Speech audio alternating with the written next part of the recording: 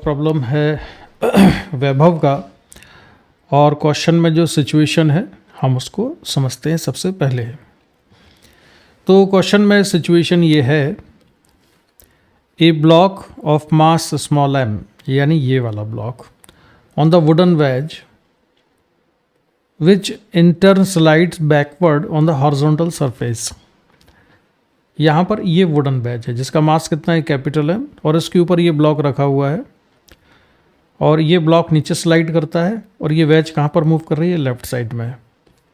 The acceleration of the block with respect to the wedge is, ये पूछा है हमसे कि acceleration of the block with respect to wedge क्या है, यानी इस ब्लॉक का एक्सेलरेशन इस वेज के रिलेटिव कितना है। मास गिवन है स्मॉल m का 8 kg, कैपिटल M यानी वेज का मास है 16 kg के बराबर।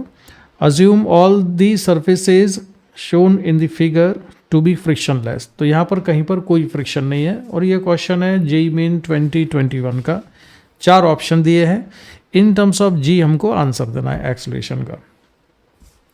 क्वेश्चन में देखिए क्या हो रहा है कि जब ये ब्लॉक नीचे स्लाइड करेगा तो इस ब्लॉक का जो नॉर्मल फोर्स है, कॉन्टैक्ट फोर्स है, उस कॉन्टैक्ट फोर्स का जो लेफ्ट साइड वाला कंपोनेंट है यानी हॉरिजॉन्टल कंपोनेंट है, तो ये हॉरिजॉन्टल कंपोनेंट इस पर लग रहा है वेज पर और ये इसको एक्सलेट कराएगा लेफ्ट साइड में।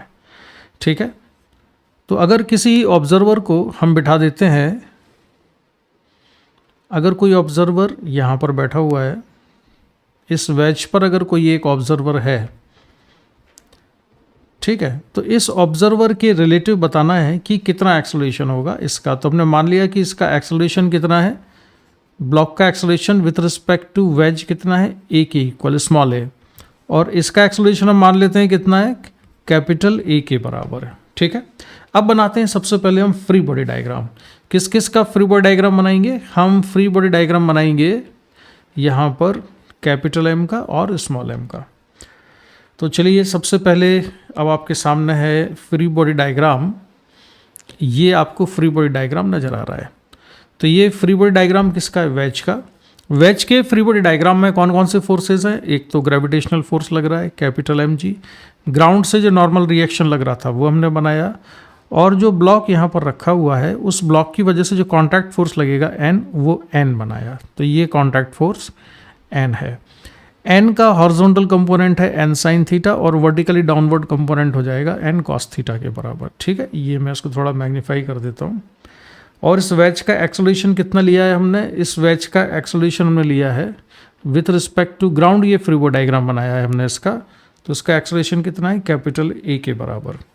और ये एक्सेलरेट हो क्यों रहा है, कौन से फोर्स की वजह से, इस एन का horizontal component N sine theta, ये इसको एक्सेलरेट करा रहा है।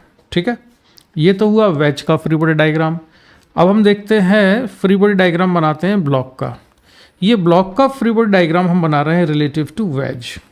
ठीक है, ये फ्री बॉडी डायग्राम है with respect to veg.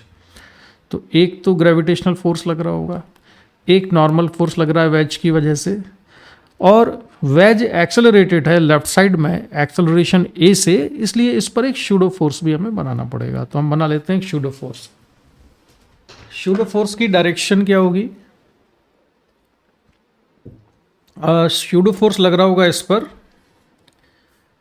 Frame of reference के या ऑब्जर्वर के एक्सेलरेशन की अपोजिट डायरेक्शन में। तो ऑब्जर्वर का एक्सेलरेशन था लेफ्ट साइड में ए, तो शूडो फोर्स होगा राइट साइड में। Mass of the block, acceleration of the frame of reference, तो एम ए के बराबर। अब क्या करते हैं, हम फोर्सेस को करेंगे रिजॉल्व। कौन से फोर्सेस को, जो कि बॉडी के मोशन के अलोंग नहीं है, एक्सेलरेशन के अलोंग नहीं है उनको। तो ये जो नॉर्मल रिएक्शन है इसका कंपोनेंट करने की ज़रूरत नहीं है क्योंकि ऑलरेडी मोशन की परपेंडिकुलर है। एम जी का कंपोनेंट करते हैं, तो एम जी का कंपोनेंट किया हमने एक एम जी साइन थीटा और ये है एम जी कॉस थीटा के बराबर। एम ए, इसका एक कंपोनेंट हुआ एम ए कॉस थीटा और एक हो जाएगा ये एम ए साइन थीटा के बराबर। ठीक है, तो एम जी साइन थीटा के एक कंपोनेंट ये है, सॉरी एम जी का एक कंपोनेंट ये है एम जी कॉस थीटा, एक है एम जी साइन थीटा, और एम ए का एक कंपोनेंट हमने यहाँ बना दिया है एम ए कॉस थीटा और एक ये है M A sine theta. Free body diagram हो गया कंप्लीट, फोर्सेस रिजॉल्व कर लिए। अब हम इक्वेशन लिखेंगे न्यूटन सेकंड लॉ से, net force equal to mass into acceleration. फिर हम रिमाइंड करा दें कि ये एक्सेलरेशन जो है ये किसके रिलेटिव है, ये विद रिस्पेक्ट टू ग्राउंड है, और सॉरी एक्सेलरेशन नहीं, free body diagram with respect to ground है, और ये free body diagram with respect to wedge है, रिलेटिव टू वेज। ये एक्सेलरेशन भी विद रिस्पेक्ट टू ग्राउंड है और ये जो ब्लॉक है ये एक्सेलरेशन स्मॉल ए से ग्राउंड के रिलेटिव नहीं, ये वेज के रिलेटिव मूव कर रहा है, क्योंकि फ्री बॉडी डायग्राम वेज के रिलेटिव है और ये एक्सेलरेशन भी हमने वेज के रिलेटिव लिया है। पहली इक्वेशन लिखते हैं हम यहाँ पर न्यूटन सेकंड लॉ से। हॉरिजॉन्टल डायरेक्शन में है एन साइन थीटा इस पर, तो N sine theta equal to M A, तो ये इक्वेशन हो जाती है N sine theta net force equal to mass into acceleration. Second equation लिखी है हमने down the incline plane block पर, तो इस ब्लॉक पर इंक्लाइन प्लेन के अलोंग एक फोर्स लग रहा है एम जी साइन थीटा, एक है एम ए कॉस थीटा जो कि शूडो फोर्स का कंपोनेंट है। M G sine theta plus M A cos theta, ये दोनों force equal to mass into acceleration. ये ए कौन सा एक्सेलरेशन है, ये एक्सेलरेशन है ब्लॉक का विथ रिस्पेक्ट टू वेज, यही हमसे पूछा है, यही हमें कैलकुलेट करना है। एक इक्वेशन और बन जाएगी यहाँ पर सॉरी, एक और इक्वेशन बनाते हैं हम इस डायरेक्शन में। तो इस डायरेक्शन में एक्सेलरेशन तो है नहीं लेकिन फोर्सेज हैं, इसलिए नेट फोर्स कितना होना चाहिए, 0 होना चाहिए।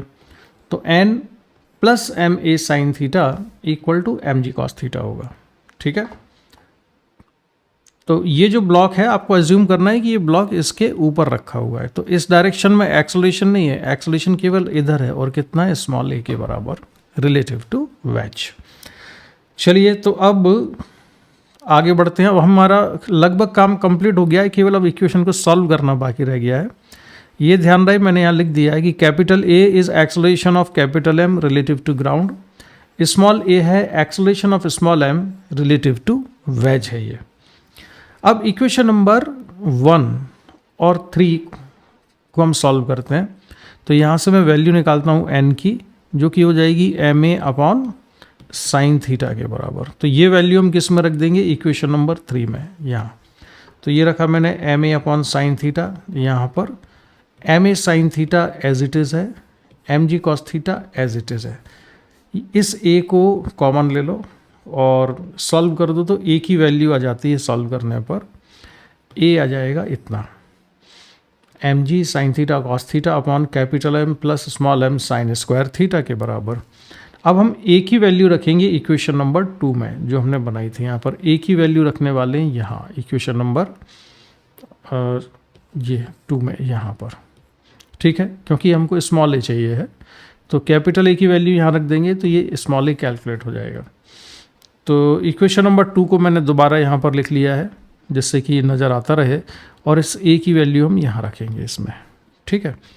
तो M G sine theta as it is, M cos theta इसको हमने अलग कर दिया है, और ये ए की वैल्यू यहाँ सब्स्टिट्यूट कर दी, और ये जो एम ए था ये एज इट इज़ लिखा हुआ है। स्मॉल एम कैंसिल हो जाएगा, ये एम, एक एम यहाँ पर, एक एम यहाँ पर, ये कैंसिल हो गया।